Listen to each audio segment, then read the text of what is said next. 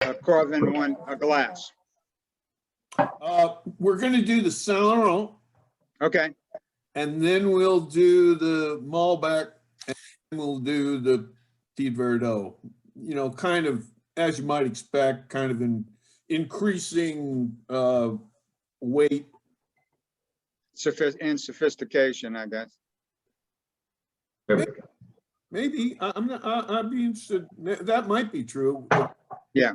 Verdot is probably the most profound, although he'll walk us through. I don't know. The Sandura is a very interesting wine. Oh, okay. And as usual, I'm going to take all my clothes off about how we made it. It's interesting. Okay. We do some fairly high-tech things with it. Well, I saw one of the techniques, kind of pretty new, huh? Where you're doing that. What is it? ACE. Can't remember. Oh, you heard about that? Yeah. Can't remember. That's Can't remember which. Yeah, that's pretty cool. Yeah, accentuated cut edges. That's right. Yeah. That allows you to bring in some water, huh? And before the pre-ferment water. No, it's just a chopper. Okay. The basic idea is that the berry, has wax cuticles, so you don't get any extraction. It all comes from the inside. I can see there's 3 of us. And that's, it's inhibited by pectin. Yeah. But you do get, and what you really want to make good wine is to get your anthocyanins, your color molecules out as quickly as possible. Okay, I don't know why the sound's not coming out of there. They're the bookends on polymerization. So if you want your tannins to be real short, No, it's different. and the colloids to be real fine and the texture to be real refined, then you want to get that color out right away. And so this guy, Richard Smart, who's very famous viticulturalist, but not a winemaker, but he still came up with this idea. He says, you get rapid extraction along the cut edge. When you crush a berry, you get a kind of heart-shaped thing. Okay. It's just not very long. So to increase the perimeter, you just basically put the must through a blender. Huh. Just the right speed on the blade so it pushes the seeds away. Yeah, you don't want to get those harsh tannins. Right, exactly. So gee whiz, it works like a charm. I was blown away. We're going to do it on Tuesday. We did experiments with several wineries, half of them on the East Coast and half on the West Coast, and we're going to taste 9 control and treatments. It just really blew my mind. You wouldn't think after 60 vintages that you could teach me a new trick, but it sure is. Yeah. But that's I didn't know about that until 2019. So actually, now that you remind me, the Malbec went through that process. Yeah, I thought that was suggested in your comments. Yeah, that's right. But the 18, we're going to talk about Flash Détente, which is a chapter in my book. Oh yeah. It's really interesting. Yeah, having been involved with RO, I think that's a really cool patent you got on that. Well, that's how it all got started. Made a lot of friends that way. Okay, well, why don't we go ahead and dig in? I've got a bunch of videos to show you all.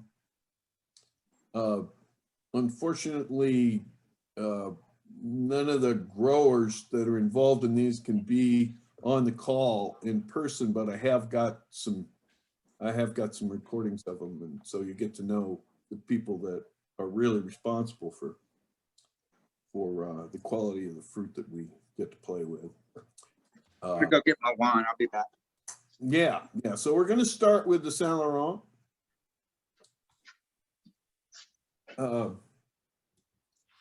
So this is a grape that's, there's about 800 hectares of it in Austria and an equal quantity in the Czech Republic. It really can't be grown in France and Germany because it has a very tight cluster and it just rots. Just like you really can't grow Petit Syrah, you know, Derif in the Rhone just turns to vinegar and then it turns everything to vinegar. So California is actually a really good place to grow these tight clustered varieties because our air is dry. And we have a little more UV, especially up in the mountains. But Austria, you know, high altitude, clean air, lots of UV. It's a perfect place to grow it. Now, one of the hobby horses I'm on is trying to talk my winemaker clients out of bricks. Hey, there's one of my growers right there. That's Mike Herringer. And he's the guy that grows our Norton and our Pinot, which are both really extraordinary wines. He's out in Clarksburg, and they have an amazing, very professional. And what do you got? 50 different varieties in the ground, Mike? Not quite, but we're pushing 30. So is that all? Oh, Yes. I thought it was more. It's a lot. It's a lot of different experiments. Yeah, you can get on what is it? Herringer Family Estate. Is it .com? Yes. Yeah. Yeah, Herringer Estates, Vineyards, and Winery. One are in Herringer, and you got to get his Teraldigo. Okay, well, anyway, Saint Laurent. So this is St. Lawrence, the guy with the seaway. And he was the Bishop of Rome he was martyred on August 10th of 286 AD. And the reason that's important is that before we had Brix hydrometers, we would pick everything on the saints' days, which I think is a better system because I don't think Brix has anything to do with ripeness. But time on the vine is really the determinant of developing flavor and maturing your phenolics and all that stuff. So it used to be against law to pick grapes in Europe until the Saints' Day rolled around. It would actually chain the vineyards so that you couldn't get in. So the reason this grape is called, named after St. Lawrence, is that you can pick it on August 10th. Now that's a couple of months before almost everything comes. And what that means is that it has pretty high acidity and low sugar. So this wine is 11.5 alcohol.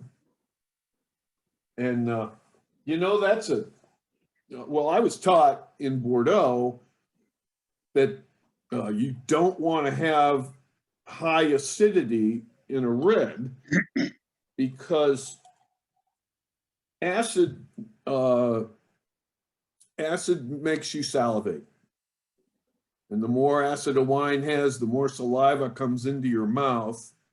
And the harshness that we think of as tannin, it isn't really tannin, it's the combination of salivary protein and tannin that turns the inside of your mouth into sandpaper. And the higher the acids are, the more this effect happens. So Cabernet Sauvignon or any of the Bordeaux varieties get extremely harsh when you have high acidity.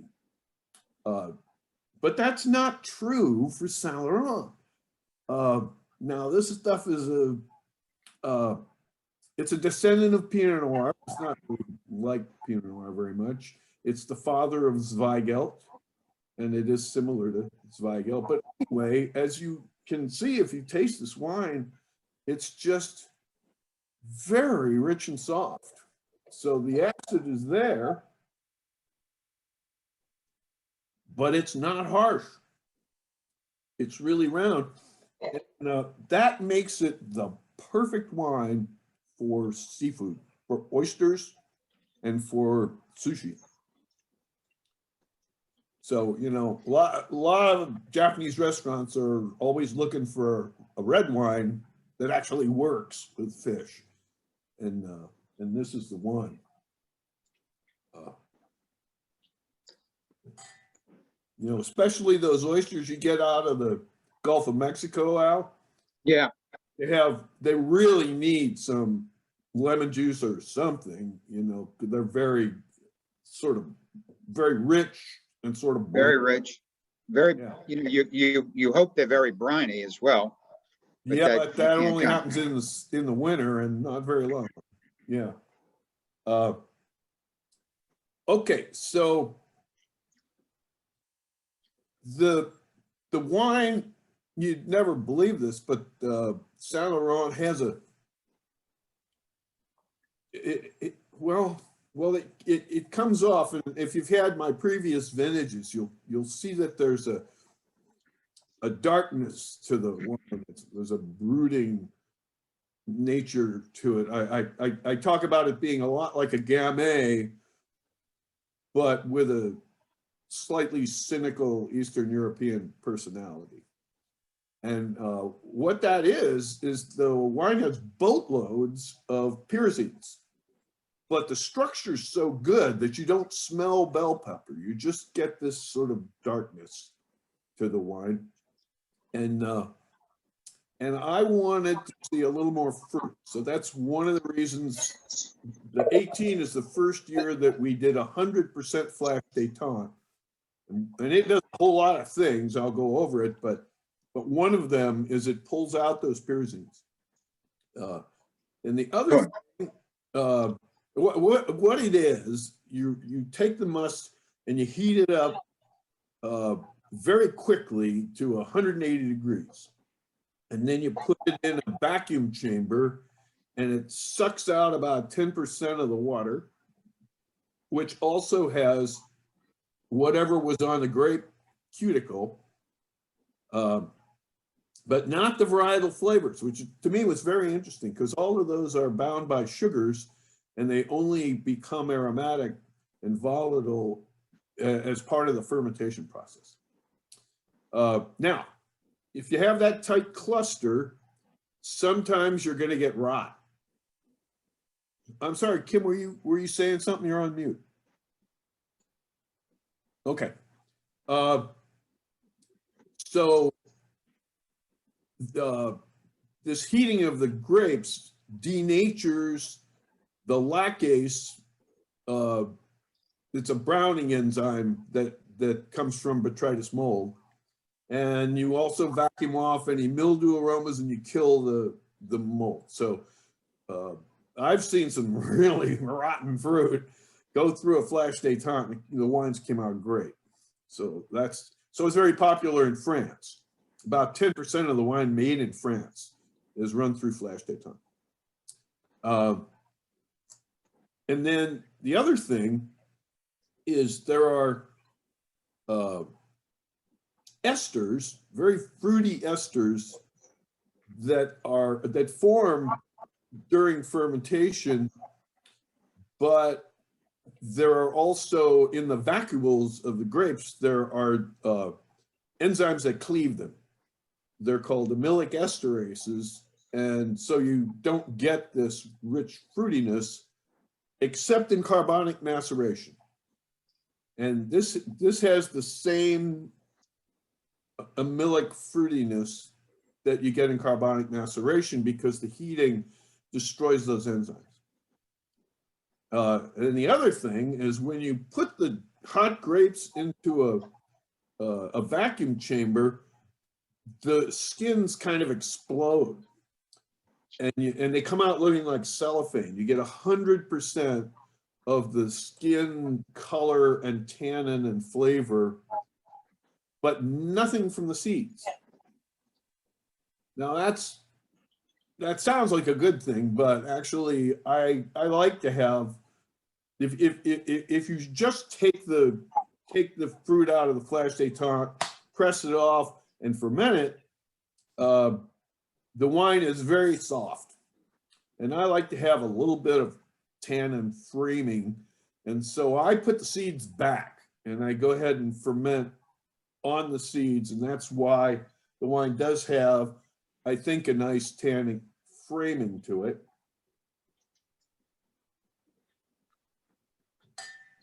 So anyway, lots of choice to be made. When you're sucking off whatever's on the grapes, you end up with wines that are much cleaner. So for example, what do you suppose, well, we call the stuff that's in the air that ends up in the wax cuticle, we call it airwar. And I've talked about this before with my Santa Cruz Mountain Grenache, that it has an earthiness from the tar weeds that grow in there's just a little white flower with a creosote on the stem. And I really like that. So that's the positive side of airwar. But what do you think in the floor of the Napa Valley, what do you think the airwar is? So you take Napa Cabernet and you put it through flash détente, and you smell the strip water. What does it smell like?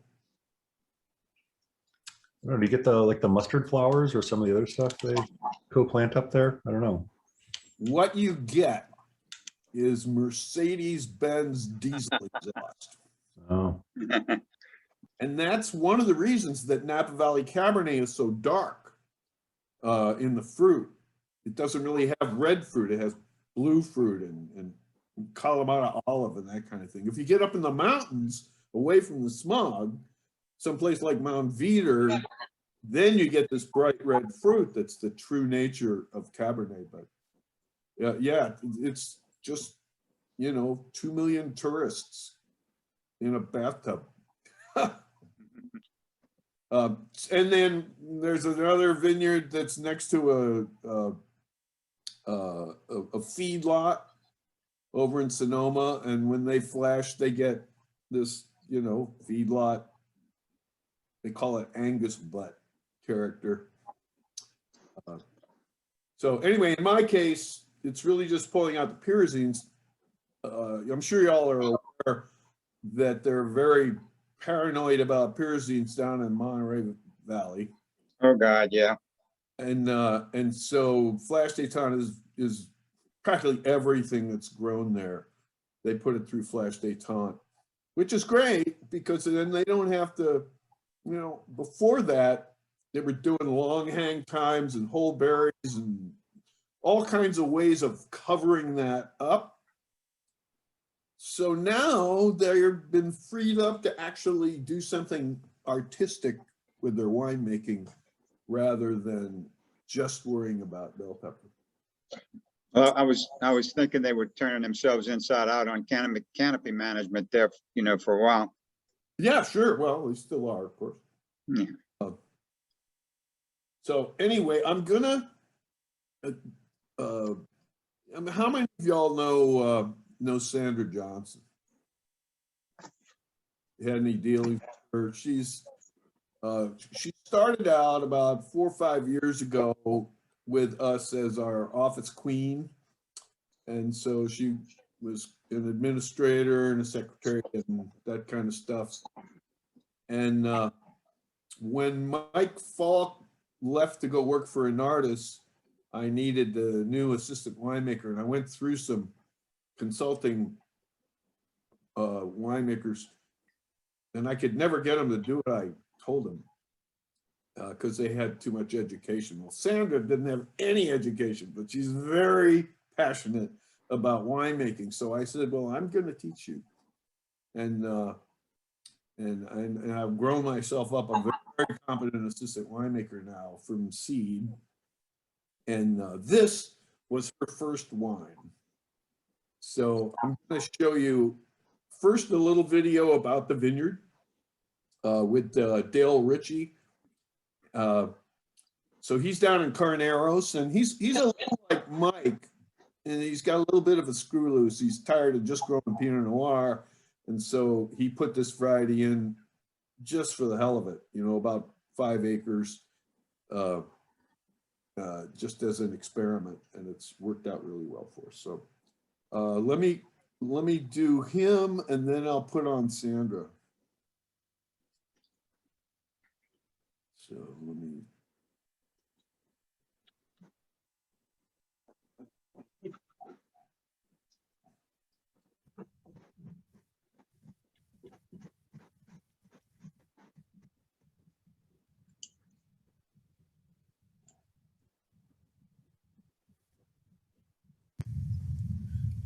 Well, I'm here with Dale Ricci, who refuses to go on camera, so I'm making him my cameraman, and we're just here with his Celeron. This is what it looks like. You can see it's just coming out of veraison, and this, guys, is an example of a perfectly balanced vine.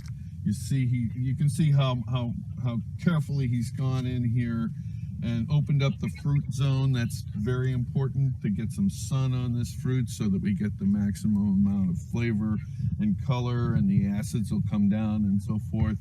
But he's still got plenty of canopy up here. You notice that it's the growth tips have started to stop, which means this is kind of the way it's going to be. And he's organized this thing to transition from growing green stuff to maturing the purple stuff. In other words, kicking the vine into reproductive mode by very careful administration of water with these drip lines here, so that you give it enough water to get everything going, but not so much that it ignores the fruit. And I can just see, walking up to a vineyard like this, that it's extremely well managed. Now, this is Saint-Laurent, which is a descendant of Pinot Noir, but it really isn't very much like Pinot Noir. And I don't know why these guys give us such soft tannins, but that allows us to have fairly high acidity. So it's kind of an early ripening variety that will come in. It doesn't seem to want to go over 22 bricks, but that's fine because the alcohols will make a very drinkable wine. Now, the problem with Celeron is you can see that it's got a really tight cluster here, and I don't see any rot, but it could happen. And so that's the reason you can see that. Look at that, it's like a hand grenade.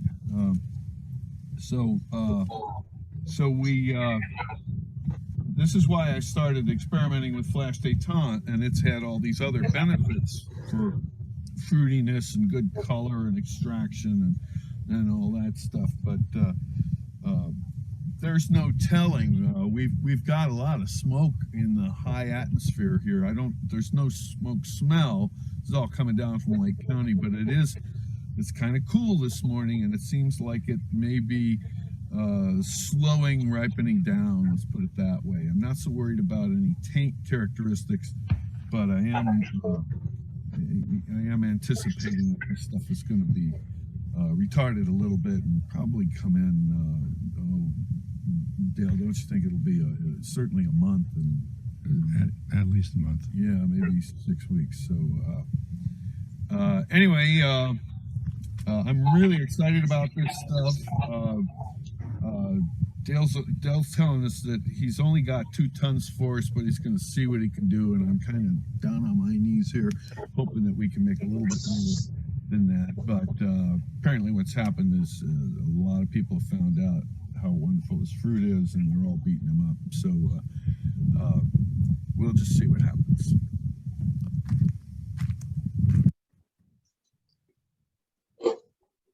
All right, so I'm hoping the bandwidth is going to work here for this YouTube. Let me see. Here we go. So this is This is at Poulenc.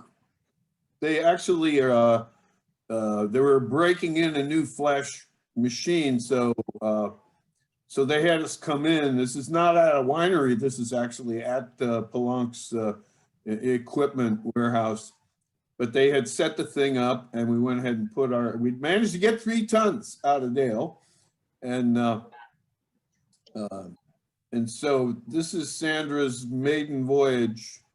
Okay, so here we're transforming Sandra here from an office queen into an assistant winemaker, and she's gonna add these thermal enzymes that help macerate the fruit, and we need to put 25 milliliters in each of the 3 IBCs. So now she's gonna see whether she can pour. Yeah, I think maybe you want to be somewhere where if you spill, it's not a big deal. There you go. Steady hand. That's fine. It doesn't have to be exact. And then we'll put 250 mils of water on top of that. So now we're adding, we're getting our tannins ready to go. She's just weighing out 17 grams on there.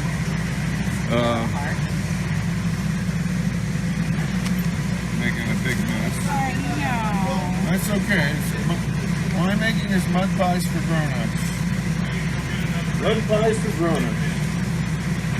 And these tannins are called sacrificial tannins. So what they're going to do is pull the protein out so that the natural grape tannins that we have will stay. Okay, and here's my terrified assistant winemaker about to inoculate her first batch. Thanks. Yeah. So we're going to weigh out 100 grams of yeast and we'll make up a liter of water at about 100. So what do you got? It's at 96. 96. So we Okay. need 104 temperature. All right. What's half of 4? 2. Okay, so 100 plus 2 is 102. very good. Okay, so let's make that up. We got some real hot water here. Should we see what that is? So let's find out what the temperature of that is. Oh, yeah, that's hot. Always being very careful not to drop the thermometer. Correct.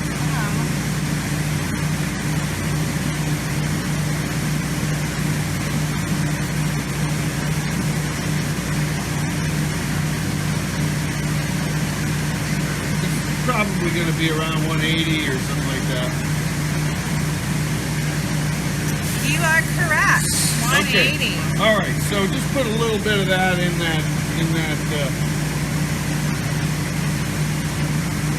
And then we've got some water here that's cold, so it's about 50 degrees. About that? Or more? We'll need a little more than that. And then here, that's good. And then just start adding this cold water. Until it gets... Stick the thermometer in there.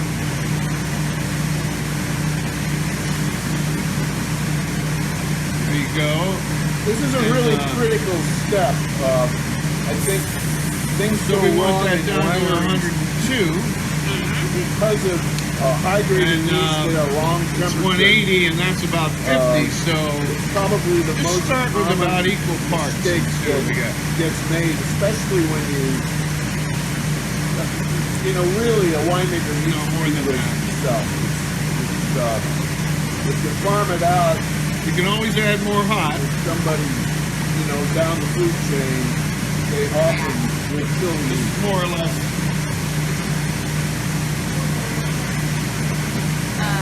It's at 120. Okay. All right. So you don't have enough. You're going to need to get up to here, right? This is a liter, so you want 2/3 of a liter. Put a little more hot in there. And it's fine if you have too much. So just dump that in. This is the most important step in winemaking, that we have to hydrate the yeast at the right temperature or they'll be dead. And many times winemakers screw this up. Well, put a little more. I really just dump in a whole bottle. Yeah, okay. All right, so what's that doing? Give it a good stir.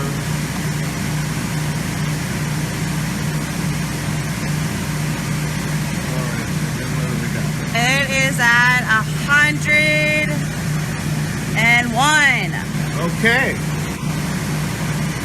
That's pretty perfect. So toss it in there up to the 1 liter mark here.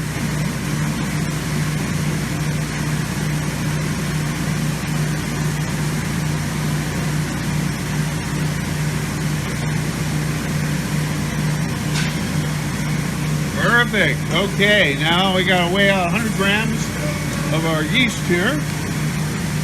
Okay, well.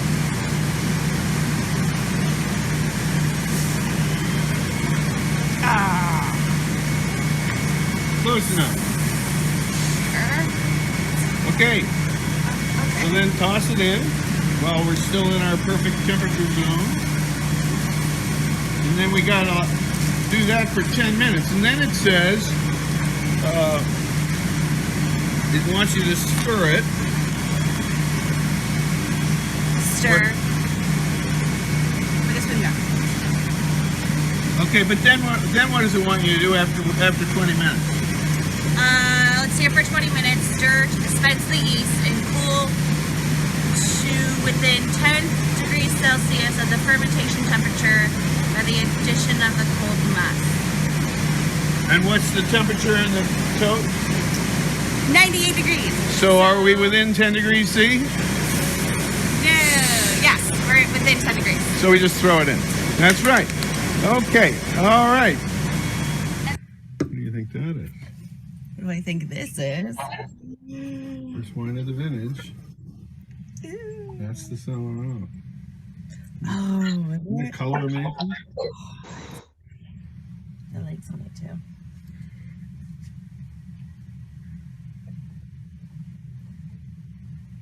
You can really smell the fruit in it. Yeah, it's very, really. Yeah, those are the amylic esters. When we heat it with the flash, it denatures the enzymes that make that smell go away. It still needs some time. Yeah, well, you're gonna have to get used to. Yeah, I gotta get through that like initial. It takes a little while to get to the point where you can taste a wine like that and see where it's going. But I think the tannin is really soft and it's got some acidity. Now the thing is, it's going to be less tart when it goes through the malolactic. Okay. And Yeah, because it's a we little tardy. It sterilized tastes it, kind of like a sour apple. it's a little bit. yeah, that's right. That's right. So we've got to inoculate it. Often I don't do that because the bacteria is already on the grapes, but we kind of sterilize the stuff with the flash. So Terry's going to put something in there that'll get it home pretty quick. We'll also add a little butteriness to the palate, and I think it's going to be the best one yet. Show him pretty. Yeah. Oh, this is exciting. This is my first one.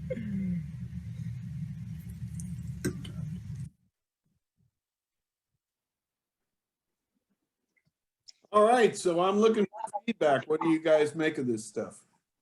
I had one quick question, Clark. I know you were talking during the video and we didn't have a good chance to hear you because the background noise Hang from on, the buddy. YouTube. I got.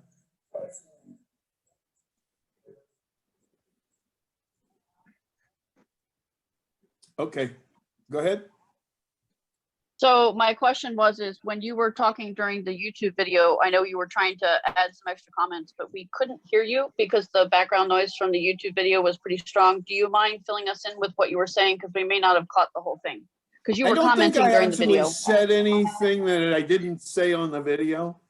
Okay, just making sure. Yeah, I had forgotten.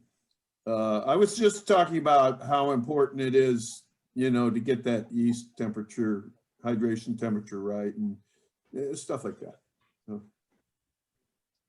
But what do you guys think of the wine? It's nice.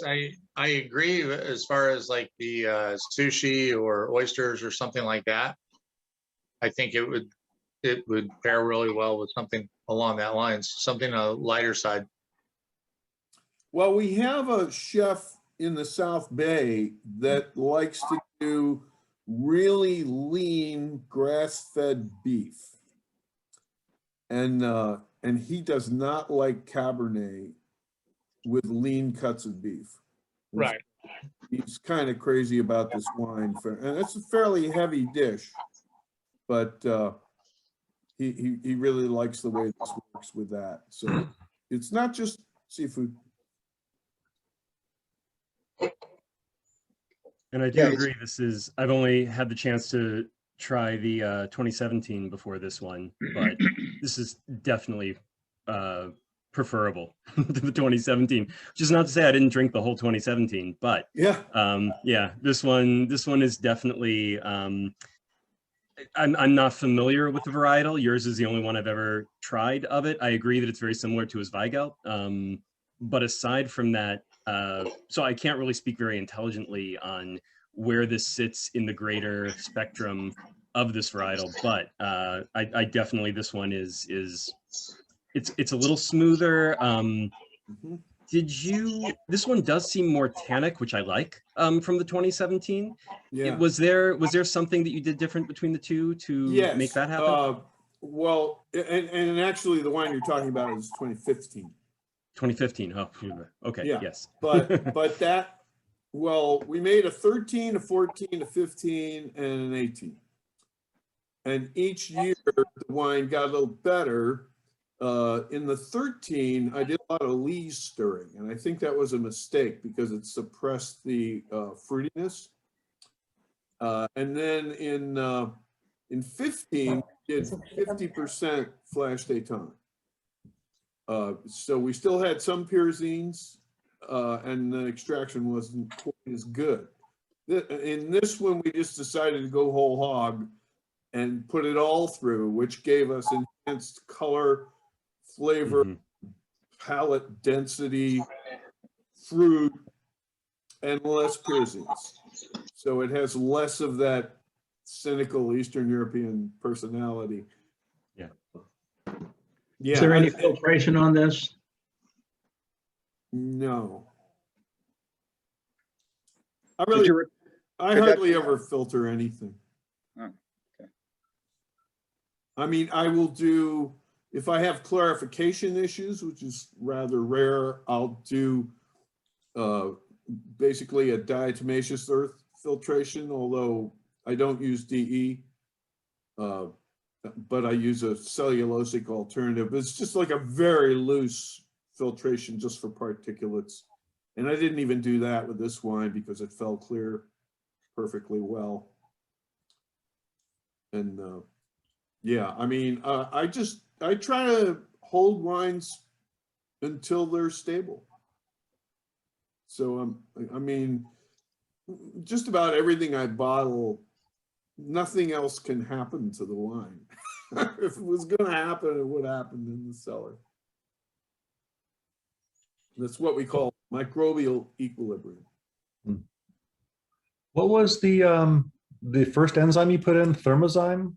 Is that part of the flash détente process, or what is that? Yeah, well, that's a pectinase. Oh, pectinase. Okay. Yeah, and then you saw the sacrificial tannins. I think that's a really interesting idea. You lose in red wine making when you have because there's a lot of protein in red wine, and so the tannins take the protein out, but you lose grape tannin that way. And so we'll put in a fairly aggressive tannin like VR Super, an oak tannin, that would make the wine taste terrible. But the fact that it's very aggressive, you put it in right away, it'll just drop out and take out the protein with it, which preserves the softer, richer grape tannins that we really want to keep. I didn't hear, Sorry. I was going to say, I didn't hear any discussion about whether there was any wood used in the process. Well, I almost always ferment, and I'm sure I did with this wine, on an untoasted Allier chip from Boisé France. So I usually put quite a bit of it in there. It doesn't have any flavor, but it's a copigmenter, and so it really helps extraction and adds some mouthfeel. And then, you know, I don't own any barrels that are less than 20 years old. So it did spend a couple of years in very old oak. But, you know, that's just. Yeah, it's certainly not shown up, but I was wondering whether it was done totally in stainless without any influence of wood, but you got chips. You're using Allier, you know, chips, yeah. Okay. So, and they add a little bit of whiskey lactone, which is a coconut thing. It's really subliminal. Can't say I'm getting that. No, You know, it's very subtle, but it acts. You know how if you use garlic judiciously, which of course no one in New Orleans ever does, but you know how garlic, you don't necessarily detect the garlic, but it just enhances the flavor of everything else. Mm-hmm. And that's a little subliminal whiskey lactone does the same thing. Yeah, I mean, you have so many toasty, coconutty things that come out of California that really distinguish it from typically from European wines, you know, on the nose and on the palate. Yeah. And I'm not getting any of that dill, suntan lotion character here at all. Well, I think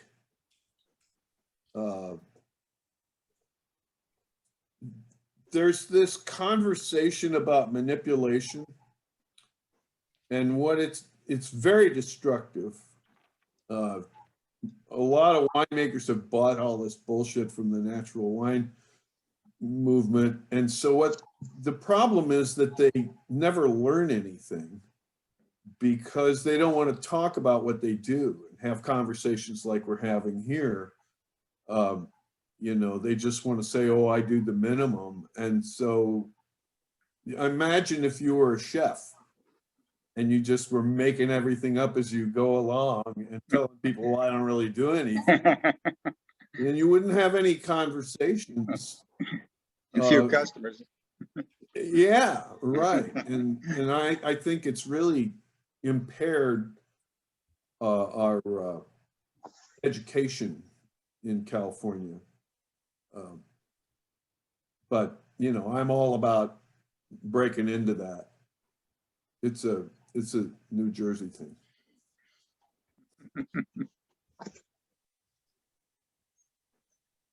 Okay, well, let's get into this Malbec. Now, I know a lot of you know Jake Stevens and Diamond Ridge Vineyards. It's the primary vineyard that I've made my Cab Francs and Cabernet Sauvignons and Meritage blends, Petit Syrah, ever since 2007. It's a really interesting vineyard. It's in the southeast corner of Lake County. So it's about a half a mile up, all volcanic soil. So decomposed granite, you get a lot of minerality in these wines, and that gives sort of a palate energy to the finish. So you're going to think this wine has acidity, but it doesn't. It's pretty low in acidity, but it has a lot of palate energy. And the difference is minerality doesn't cause salivation. And so you can have palate energy without, you know, that coarse, that coarse mouthfeel that I was talking about in Bordeaux varieties. This is the first time I've ever gotten my hands on Jake's Malbec. Gave me a couple of tons. Normally it gets snapped up by the Hess collection. And anyway, I think it's a pretty special wine. Let me bring in Jake and a little interview he did. He's very handsome. He's kind of comes. It reminds me of Fess Parker, but he's one hell of a farmer.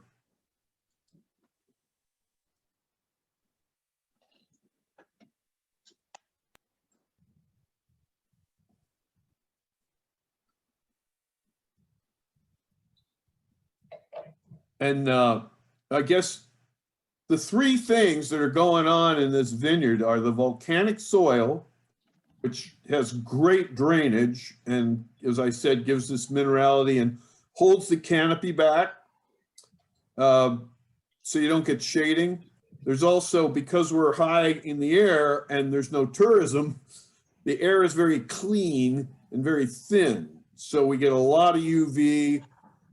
Even the Cabernet is very fruity. It doesn't have pyrazines. And then the problem with Lake County is that it has so much UV that you can burn off the aromas, and like in the Red Hills. And so you end up with these wines that are full of mouthfeel and tannin and color, but they don't have any flavor. The difference here, as you'll see, is there's a lake effect. He's a mountain vineyard right next to the lake. And so at about 3 o'clock in the afternoon every day, it gets down to about 60 degrees. So we get no raisoning and no burning off of the aromas, and you retain this incredible fruitiness. I'll tell him next time. Like, there you go. All right. Well, what do you think? Should we just climb in your? Yeah. Why don't you get in my vehicle and we'll just go show around. First round. All right. Let's do it. All right. So, Jake, what's all this wind going on here? Well, every afternoon, the wind breeze picks up over the lake and comes over the hill here, about 1.5 miles from where we're located, and begins to cool this ranch off. This morning, in fact, it was 47 degrees at 6 a.m. Oh, you're kidding.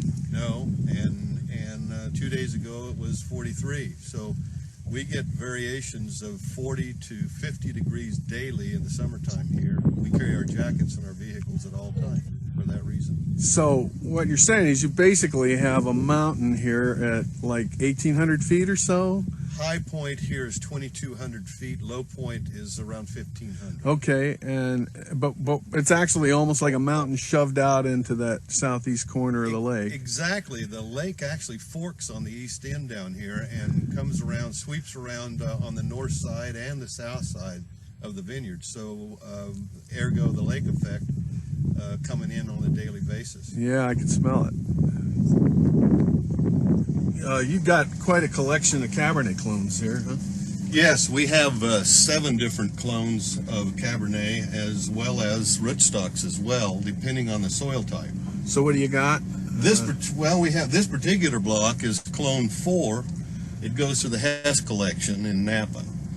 And so we have clone 4, clone 337. 4 is a real fruity clone up here, isn't it? It is, very fruity. We have 15, 7, 8, 10, which is the German clone. That's that big tannic son of a gun. It is. And we have Petit, Malbec, Merlot, and Cab Franc on the range. This is clone 8. This also goes to Trinchero. Steve Letson also takes a portion of this clone 8 as well. To go into that Diamond Ridge series that he bombs. Exactly. What do you see as the characteristics of clone 8? I don't remember. I have never made that one. Well, Steve seems to like this clone. In fact, a couple of years ago, he told me that that was the best Cabernet in the field he'd ever tasted in this particular block. We were up about 3/4 of the way in this field. You know, that and $1.25 will get you a cup of coffee someplace. So anyway, he's really a great guy. He came to me in 2007, and I had been making Cabernet Franc from about a dozen different vineyards and had never found one that was really a complete wine. Cab Franc tends to be either very masculine or very feminine. And I used to have to find different vineyards and blend them. And Diamond Ridge is the first time I found one that was really complete. And I think the same is true for the Malbec here. It has a lot of fruit, but it also has a really nice framing. So there's, you know, a feminine element in the center of the wine that is kind of held together by the masculine tannic framing is the way I think about it. And of course, lots of strawberries. And then that minerally finish. And, you know, this is 2019. That's pretty early for us to bottle, but it was coming right out of the bottle. I do think that it might be just a little bit closed now, could probably benefit from a little aeration, but it should age extremely well. And I'm thinking grilled duck breast on this one. What did I say on the label? Yeah, quail, rib steak, cheeses, and fine chocolate. So what do you guys think? How would you compare this with the stuff that comes out of Argentina? Having trouble getting back to the, oh, here it is. Yeah, this is very different than, I mean, the fact that the wine is this approachable is how long has it been in a bottle? About a month. Yeah, I mean, I think that's very inviting, you know, for things to come. I think, you know, it's going to be really interesting how it evolves.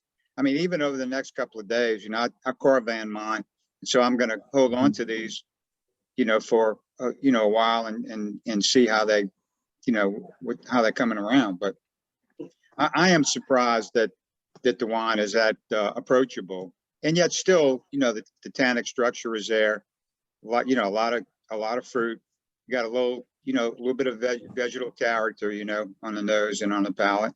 So I think it's really I think there are, you know, there are droughty herbs in the vineyard. So I think it's more herbal than vegetal. Yeah. Sage and maybe Thai basil and bay laurel. Yeah. Again, that's the terroir up there. You have wax cuticles on rosemary is another one. And so the volatiles evaporate from the plants and they end up getting sucked up by the grapes. And I think it's a positive complexity element. As a general rule, I think you know, most of the people that buy my wines are not very intimidated by complexity, but they do have some problems, and one of them is their livers go bad on them. So there's a couple of ways that we kind of combat that. One of them is this is 13-0, okay, which means that it'll age pretty well and it doesn't slap you around. But the other is, I think you can pretty reliably leave any of our wines like a half a bottle, even without a caravan, for a good week, and they hold up very nicely and even improve. Yeah, I just don't know how people manage alcohol with a meal. I'm not talking about the intoxication part of it. I mean, you know, just that flamethrower in the back of your mouth with, you know, 15 plus alcohol, you know, is, you know, that just doesn't accommodate food particularly well. Not for me anyway. Yeah. So, you know, these I call lower those alcohol. action adventure wines. Yeah. Kind of like a Bruce Willis film. And I think that's something, when people are just getting into wine, they start off drinking sweet wine, and then they get bored with that and they go to dry whites, and then they're looking for, you know, more is better. And so they go through this phase where they just want the wine to slap them around. You know, and then after a while they get tired of that and they're looking for, it's just like, it's like the heavy dark French roast phase that people go through. And then after that, they're sort of looking for something more civilized. Our market has been growing for 26 years, you know, a growth spurt every time, which means that that percentage of 5 or 10% of the people drinking the wine don't know anything about wine. And so they're in those early phases. Yeah. Well, we've been flat for about 3 years now. So that means people are getting more experienced and they're going through those phases, and a lot of them come out the other end and they're just looking for something that, you know, is a more sensible wine with integrity rather than, well, we talk about, would you rather have the wine knock your socks off? That my wines don't knock your socks off. You know, you're all still fully clothed. But you know, the point is for you to be sorry when it's gone. Well, I mean, the other thing too is, how are you using the wine? Are you drinking as a cocktail, which happens in the US a lot, as compared to have it with a meal? Those can be two very different experiences, right? Absolutely. So, you know, if you're there, if you want to have a cocktail, then, you know, that's a different wine maybe you're looking for. But yeah, you're saying you use the impact wines to shift gears. Yeah. No, it's true. It's hard to multitask after a bottle of Zinfandel. Or the task at all. How do you control for ABV? It says it's 13%, but some of the Cabernet growers and stuff up there, you know, they're talking 26 bricks before they can pick. So how do you control for that with this one? Well, there are a lot of little tricks. If you have a cellar that has high humidity, you can lower the alcohol. Just preferential evaporation of the alcohol. If you have a dry cellar, the alcohols go up. So that's one way. And quite frankly, I like to start, you know, in California, kind of a tragedy of California, as compared with France or even most of the rest of the United States, is that our air is too dry. And so to get maturity, we end up with high bricks. And part of the problem with that is you don't get very good extraction at high alcohol. You know, it's all about colloid chemistry. So the tannin and the anthocyanins are forming into these apolar colloids, sort of like emulsion, like mayonnaise or béarnaise. You know, where you've got an aqueous, you know, watery phase, and then you have this fatty phase, and so the oak constituents and some of the microbial stuff and the piercing stuff can all be pulled down into that structure, but those colloids are the extraction colloids, we call them copigmentation colloids, are held together by the force of water. It's called the dielectric constant. Well, the dielectric constant of pure water is 80. At 13% alcohol, it's 20. By the time you get to 16, it's 0. So that's why a high alcohol Zinfandel will have no color. So I just water them back down. I'll take things down to 23 bricks. And then I have to sweet spot from there.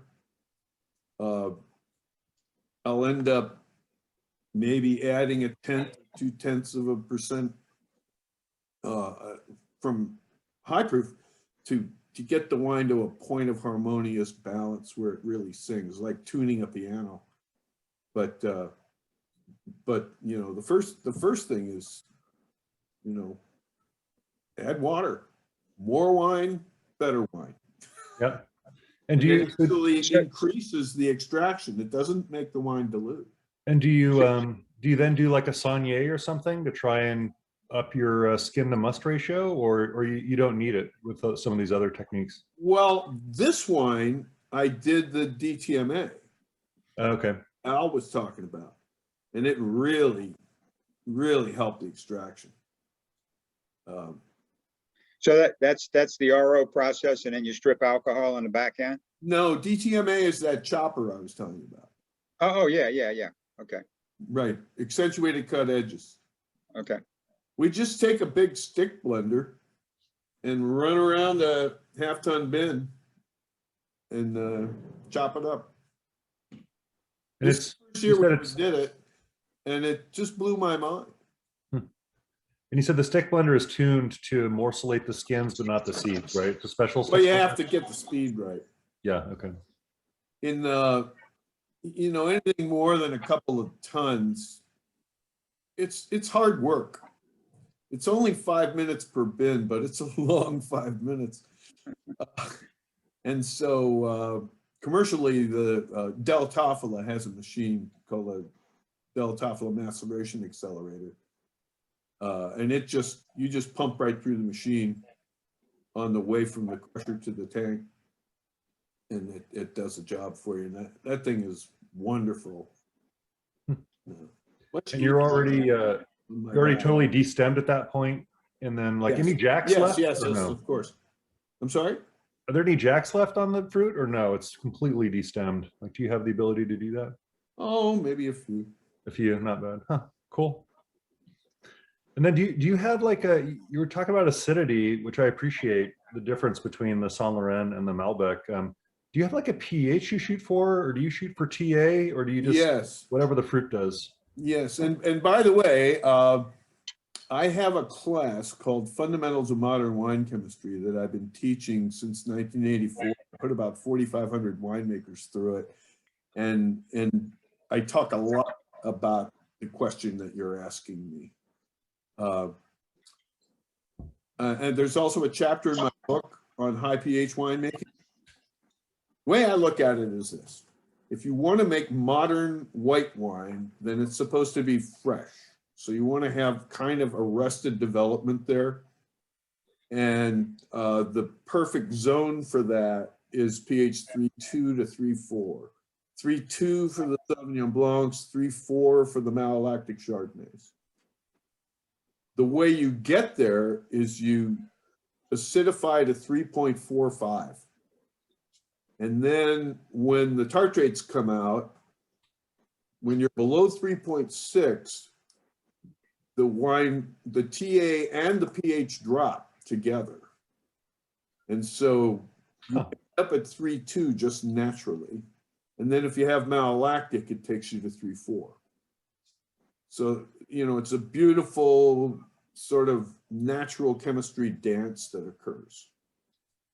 Now in red wines, and I liken this, the pH meter is like a speedometer. And that 3.2 to 3.4 is the same thing as driving in town at 20 to 45 miles per hour. So why do you do that? Well, because first of all, you're not trying to cover much ground. You're trying to keep from running over some kid that runs in front of you, you know. So you have to be in control of the vehicle. And in the same way with a white wine, you really have to be in control. Yeah, you want your SO2s to be at a, you know, 0.8 molecular so that you can suppress malolactic if you want and have your SO, you know, all that stuff. That's the opposite of what you want to do to make red wine. Red wine is more like freeway driving. So that's 55 to 75, right? That corresponds to 3.7 to 3.85. 3.7 for the, let's say, Pinot Noir, the low tannin varieties that can handle a little more acidity, and then 3.85 for the big Cabernets.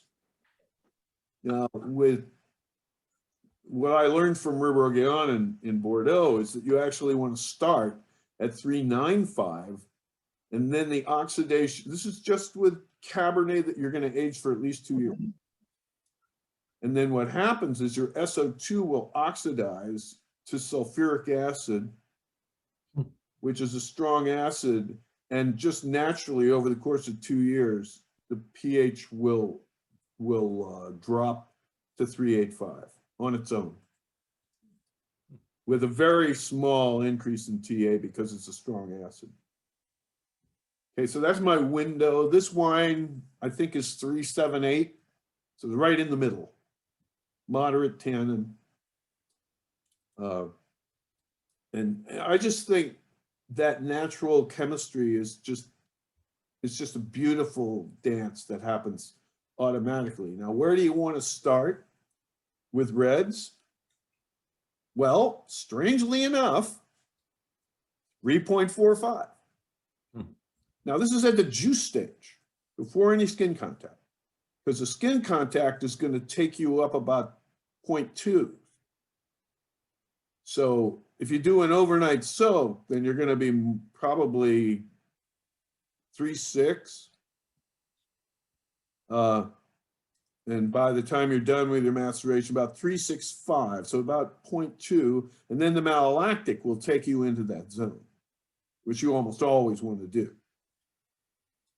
And so, again, it's just, I spend an entire morning talking about this philosophy, and the bottom line is just acidify everything to 3.45 and everything will work out fine.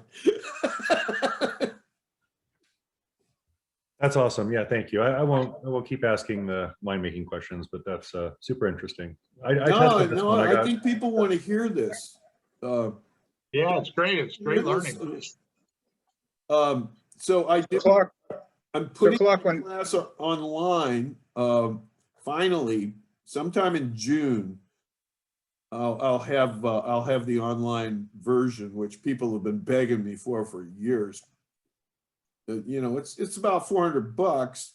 Nobody cares about that. They just don't want to have to come to California and blow, you know, 2 days of travel and 2 days taking the class and all those hotels and all that. That's the real expense. So I think it's depends. If you live in Missouri, you want to. Well, I've taught this class, what, 4 or 5 times in Missouri. You can still come to it. Yeah, that's fascinating. That's super interesting. Appreciate that. Yeah. So Clark, but the starting point is somewhat out of your control, and that the fruit comes in and it's going to have, you know, the pH will be what it is, right? Hopefully it'll have the right fruit acid balance, but it'll be what it is. So nah, no, it won't. It almost never comes in that way. But what we're talking about is acidifying with tartaric acid. Yeah. Okay. So that assumes that the fruit comes in above the point where you can. I think you can rely on it in California. Okay. That was really the part of the question. Yeah. So fruit's never going to come in where you need a elevation in pH or well, in the rest of the country, it happens all the time. So then you might want to consider deacidifying with potassium carbonate. Okay. Okay. But there's also, these days, there are acid consuming yeasts that work really good. Hmm. So that's the best way. There's one called 71B. works great. As long as you kill it when you hydrate it. So one way or another, you want to adjust till you get to that number 3, 4. 3, 4, 5. 3, 4, 5. Okay. Mhm. So simple as that. Up or down, you're going to 3, 4, 5. Okay. Ideally, yeah. Yeah. And then, of course, if you have Norton, which has high acid and high pH. Well, you know what you do with that? Grow is you get Mike Herringer to grow it for you. Yeah, but I'm growing it in Missouri. Well, find a warm spot. Okay. And you got plenty of really good Norton vineyards in Missouri. Oh yeah, yeah. Most of them are a little farther south. They're down below I-70, but Well, Vox, is on that yeah, 600 feet of glacial till, right. and he gets them right. He does, and he's on a little bit of elevation there too. So A little bit. yeah, So I think that really is the key to Norton, is you just have to put it someplace where it's going to be warm and have a reasonably long growing season. yeah. I've got one spot that's probably not super ideal for it. So, but I've got another plot which is up in the north end, which it gets sun all day. I mean, so that's probably we'll plant some more up there. Well, did I tell you my story about me and Jim Held? Mm-mm. So this is he's dead now, but he was the owner of Stone Hill. Right. Yeah. He just passed away, what, a year ago? 2 years ago? Yeah, 2 years ago. Anyway, Jim and I think this must have been around, I think it was in 87. And he was still quite active, and I was out there teaching my class. So we went out onto the Platte to this barbecue joint, and we drank a lot of whiskey. And and when he got a little relaxed, he told me, well, and he did kind of say, don't tell anybody I told you this, but what he said is we are never going to do it because we make Norton as a dry red and as a port, and we can, that's what we do with our Norton. But he said the highest and best use of Norton is to make sparkling wine. Yeah. And I knew he had high acid. Well, it's not just that, it's got this polysaccharide in it. So the Brix hydrometer doesn't go to -1.5. It stops about 0.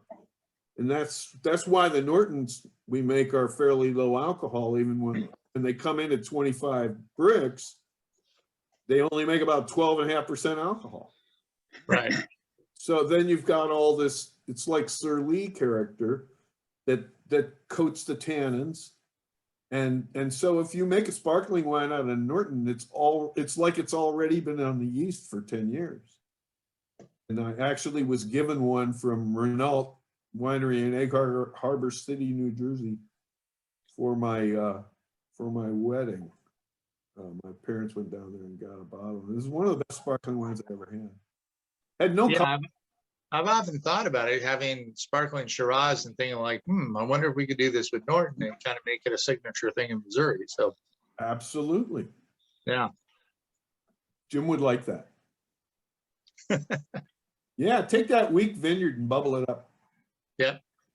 Is it obvious that, so is there any skin maceration at all on that to make it sparkling, or no? You're just no, heck no. No, you just press it. Just press it. Okay. And it's still a Teinturier. But for some reason, I don't know whether they carboned out the color, but this wine had no color. Huh. Yeah, because Norton usually has a fair amount of color. Oh, jeez, are you kidding? Don't get it on your clothes. It's just there's very little juice. It's all pulp. Yeah.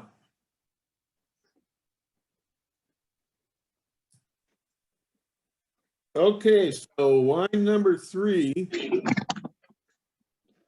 And unfortunately, I do not have video of Steve Hill, but boy, do I love this guy. He's in Alexander Valley.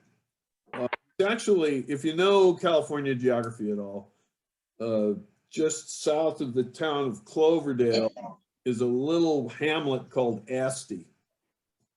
And there's a giant winery there that used to be Italian Swiss colony. And there's a little tiny town, which is basically a gas station and a post office, called Asti, which was at one time purchased by Pat Paulson. Oh, yeah. He owned the town. I did not know that. Yeah. I love Pat Paulson. Well, his son Monty is a heck of a winemaker. And hang on, I'm gonna go find something real quick here to show you. Monty is just like his father. You know, he kind of looks like a basset hound and has this extremely droll sense of humor. You know, Pat Paulson used to say, my wine, because he was running for president, right? And then he used to say, my wines have been served in the White House, although I have not been. All right, so Petit Verdot is generally found in Bordeaux's at 1 or 2%, because it tends to take over the blend if you have even 3 or 4%, and it's kind of stupid. In some ways, it shares with Norton that if you can't get it right, it's going to have real high acidity and not very well developed flavors. And for some reason, Steve's really got it down with the, so that this is a 100% Petit Verdot. Oh, there you go. What's the vintage of that? 84. Yeah, yeah. And signed by Pat. My parents went in there and he opened the door for them when they went into the tasting room. So cool. So this wine really surprised me. I was planning to age it for 4 years, but for some reason it just kind of came early, and I think it will age extremely well. But it's kind of there, don't you think? very nice. It's one of the most comely Petit Verdots I've ever had. So how did you get the fruit developed? What's the? So the reason I brought up Pat Paulson is that if you're in Asti, you get off at that exit and you go through the town of Asti, there's a frontage road that goes south, and he's about a half a mile down on the way. I don't know, Al. That vineyard gets a lot of sun, and he's a really good farmer. The soil is somewhat restrictive, so he doesn't have a lot of canopy. And we've made 4 vintages of this stuff so far, and they're all like this. They're just really sophisticated, complex wines. And they're right, you know, there's no acidity problem here.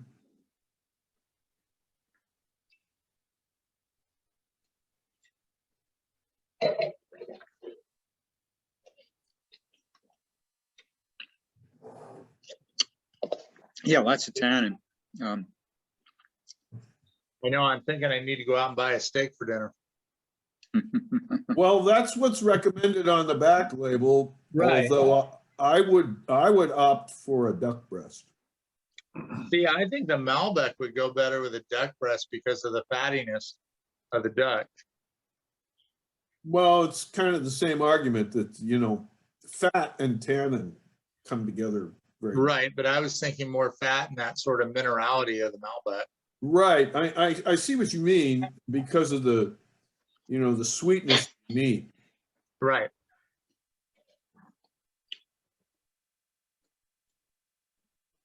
Any toasted oak in this one at all, or any wood at all?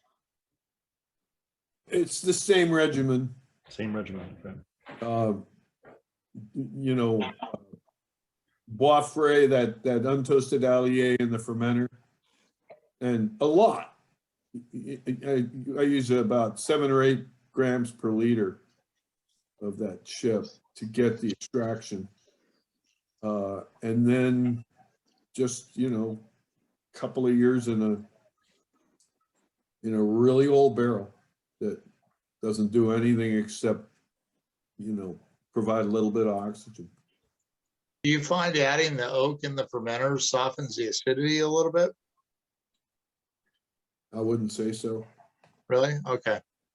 I just, I've always, well, especially on whites like Chardonnay or something, I felt that, you know, if you ferment it in a neutral barrel, it seems to just soften that a little bit. Well, I think maybe what you're talking about, like when I ferment Chardonnay in barrel, even an old barrel, or you know, I really would rather do Chenin Blanc, but in either case, right, you get, I wouldn't say it softens the acidity, but it does add a lot of body. Okay. I'm not quite sure how that works, but and with the Bois Frais, you're adding body for sure. Right, and that's what I'm thinking is You're maybe that aiding body gives you the extraction. sense of the acidity being softened just a touch. Yeah. Yeah. Sort of the same way if you come in with micro ox. Okay. You make a bigger wine, so the acid is concealed or balanced or something. I think this wine does present the oak a little bit more than the Malbec. I mean, not in a overwhelming way or anything, but I think it works very well in the overall matrix of the wine. The balance is. I think I actually did use about 1 gram of a toasted chip called the DC 190 that gives, I think of it as like a Heath bar, sort of chocolate and like a toffee. Yeah. I think there is a little bit of that nuance in there. Yeah, it's pretty subtle. You know, it's not pushy. It's, you know, it's in keeping with the. I was trying to me that chip makes the wine sort of more Bordelais, more old world. Yeah. Is that French oak then? That toasted chip?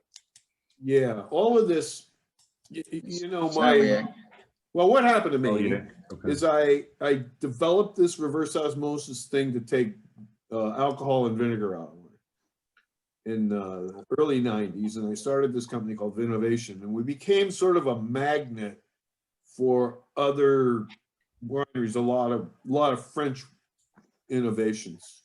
They would seek us out because we were like, you know, we were kind of the trusted magicians in California. And well, there really is no other company at that time that was doing that. So, and you know, in those days, being able to take vinegar out of wine was a real magic trick. Now it's just kind of not even interesting, but that got us going. And then this guy, Carneros, got a hold of us in '97 with micro-oxygenation, and all this stuff I'm telling you about structure and all the stuff's in my book. I learned all that from Patrick. I never would have come up with any of that shit on my own. But he wasn't just about oxygen. He was the macromolecular structure guy. And part of what it was about oxygen, oak extractives, and lees. And so he wanted to work with oak extractives that he could control. And so he started working with the 75% of the best wood from a Cooper is just these funny little triangles that you can't make a piece of fine oak furniture out of.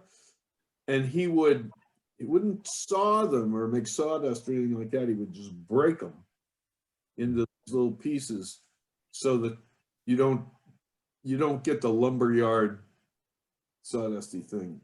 And then over the course of 10 years, they just figured out how to roast them like coffee.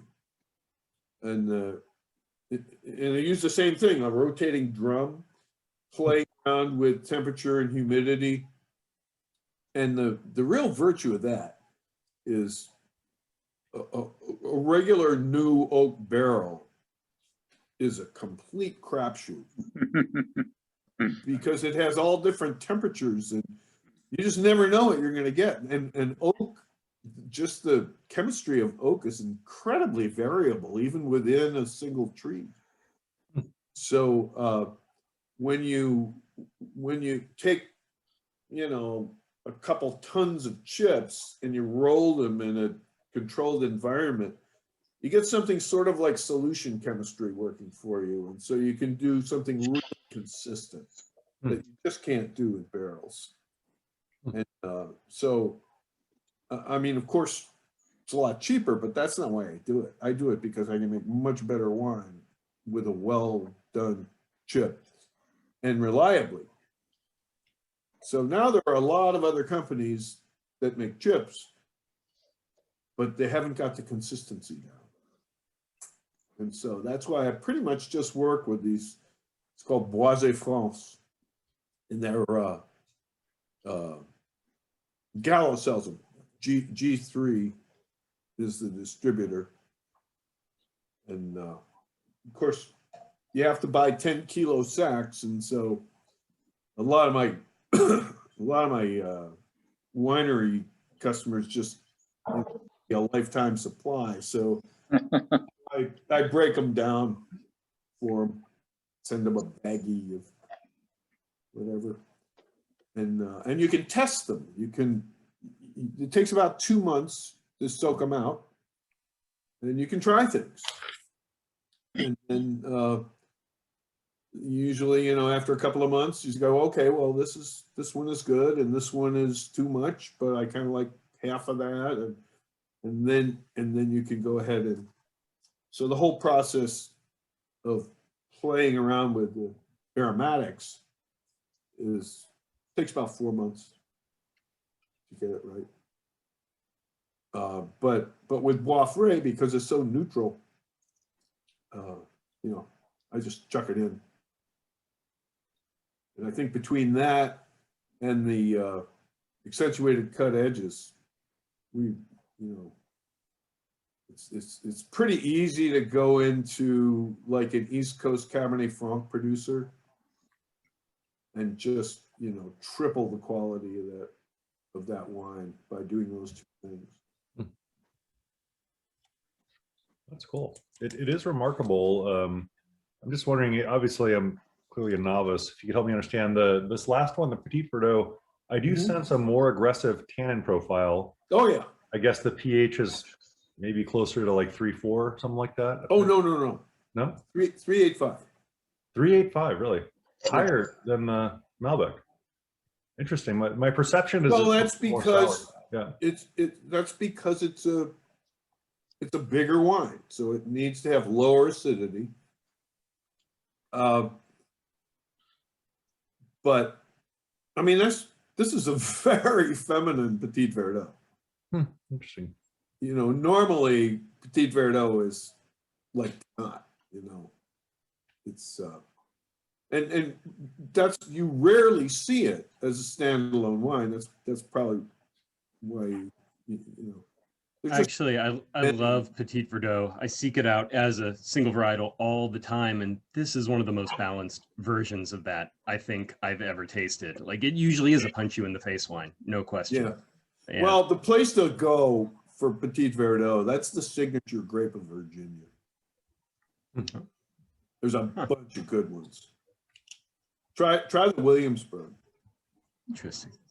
And there's a bunch of others. When I first was working in Virginia, I was going around and they were showing me all of these Petit Verdots, and I go, Christ almighty, these are good. You got to bottle this. And they go, well, we really can't, because we only have this one barrel, and we need to put 2% in our Merlot. Virginia Merlots are very aromatic, but they're very wimpy, and so you just toss a little of this in, and it not only adds tannin and color, but a sort of an oiliness to the tannins. And anyway, for the longest time, you would never see a Virginia Petit Verdot because everybody had it, but nobody had enough. And now that's changed, where they go, okay, we're just gonna plant a lot of Petit Verdot. And I've been telling people in California, you know, I do a lot of smoke tank consulting. And we're now to the point where it's kind of like cancer. It's not a death sentence anymore. We know how to take it out, but the wine is going to suffer. And so you need to be able to come back and rebuild the body. And so the first thing I tell people is get your hands on all the Petit Verdot you can. But yeah, I mean, you know, they will back me up on this. This is a very wimpy Petit Verdot. Oh, you kidding me? No, because I'm used to it. My gateway wine originally was like a Petit Syrah. That was the first wine that I truly loved. It was just that heavy body, the incredible fruit flavor. And Petit Verdot I discovered kind of off to the side. And it had a very similar body, a very similar density. But then you wind up with more. You get those more tobacco flavors, not so much just like heavy fruit, which Petit Syrah tends to be. Right. But yeah, it's very dark and dense. Petit Syrah tannins are much harsher. Yeah. You see what I mean by the oiliness? Oh yeah. Tannins. Yeah, these are pretty aggressive. And they're going to settle down, right? They're going to. Oh yeah. Oh yeah. No, I think this wine will outlive you and I. That's not a challenge. I kind of like the tannins as it is, though. I mean, it works well. Yeah. But I do think it really does need a steak. But yeah, says you. You know, I can drink this straight. This is great. I think you might want to find yourself an elderly cheddar. Yeah. I've got a 1,000-day Gouda, actually, I think it's going to be. Oh, there you go. There you go. That would work. 1,000-day Gouda. Protein coats the tannins. Yeah, sequesters the tannins. Yeah. Well, that's my show. I do have something to tell you. You know, I sell a lot of my wine on Casemates. Yes. At 9 o'clock Pacific time, which would be midnight on the East Coast, the Saint Laurent, this very wine, is going on sale for $1.99 a case. So that's a 58% discount. And of course, the way Casemates works, if you don't want a whole case, you split it with somebody, that kind of thing. But we'll be talking a lot more about this wine. Well, Mike, I hope you've enjoyed this. You got to show up when we're doing your wine. Yes, no, I'd love that. Sorry, I'm just chiming in. I've actually got my whole family here. We enjoyed the tasting and the conversation. It was a little loud on our side, so I muted. We've got babies in the background and all that good stuff. So That just means you're having fun. yes, yeah, we're ready to enjoy some dinner now. I think everybody's favorite was the Petit Verdot. Malbec was the second favorite at the table. They were all beautiful wines. So, well, Celeron is a little weird. Yes, it reminded me of Norton. The acidity. It is like Norton wine, and yes, just really interesting. The acidity and the softness of the tannins. Yes, it's like Celeron on steroids. Yeah, yeah. So, well, we need to talk about this year. I really would like to up my Tannat order if I can. Yes, yeah. No, that's a beautiful wine. So, you know what happened is I put it on sale and I forgot to get some for myself. I mean, that wine got released and the next day every drop was gone. Really? Wow. Yeah. That's awesome. no good. That's no good. So we need to make a lot more, at least 3 tons if you've got it. Good for you. Eye of the beholder, huh, Mike? Yeah. Yes, yes. That Tannat is so big, reminiscent of this Petit Verdot, bigger, more masculine, but just can be a beautiful, beautiful red wine. I think yours is really extraordinary. It's a very feminine wine compared to most Tannat. Yes. Full of berries and it's rocking. Dan Berger said that that Tannat was the best Tannat he'd ever had. So what you need to do is double your price before you put the 50% discount on. It's a thought. Yeah. But really, let's talk. I'd love to get at least 3 tons, maybe a little more if you have it. Yeah, I would love to have you out again for another tasting. So okay. Look forward to seeing you this spring. So thanks for having us, and you guys enjoy your Sunday evening. Thank you very much. Thank you. All right. Bye now. Mark, I really enjoyed the softness of these wines and the fact that they're low alcohol. And my friend Donna, who's joining me here, is really likes them too, especially the Saint Laurent. She really liked that. And I like the fact that the Malbec already has developed quite a nose for as young as it is. Yeah, I was surprised. I wasn't expecting to release it this early, but there it is. Yeah, what Ruthie's saying here is we would love to get email comments that we can use in our publicity for how you feel about these wines. Just a sentence or two. Sure. I appreciate it. I can be bought. Sure. All right, and maybe I'll see you the next couple of days on Casemates. Awesome. Okay. Thank you very much. It was a lot of fun. Bye. Thanks, everybody. Bye. We'll see you. Bye.